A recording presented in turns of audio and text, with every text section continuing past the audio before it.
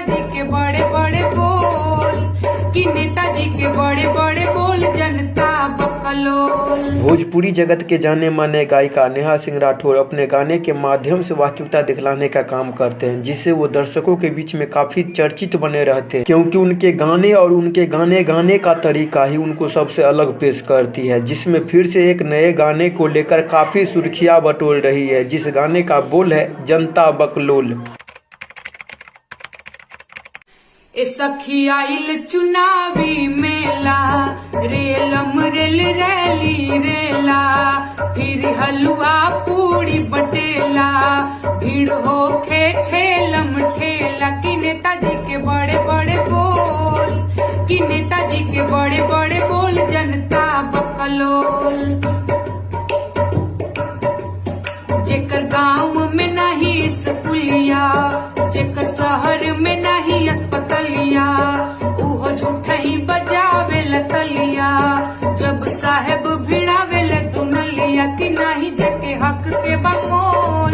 जेके नहीं अपन हक के बमोल, जनता बकलोल। जब केंद्र ले रुपया चलेला, चल चलत रस्ता भटकेला, ओमे बीचवे में होई जल खेला, हम टुकुर टुकुर बस्ता खेला, कि बोले आज देव तोहर खोल, कि बोले आज देव तोहर खोल, जनता बकलोल। पारित होला योजना पे योजना, कहाँ योजना है राइल सखी खोजना, खाली फोटो वे खिंचावे देवे खोजना, छपी जाला अखबारवा में रोजना, मीडिया बोले ही नहीं के बोल, मीडिया बोले ही नहीं के बोल, जनता बकलोल।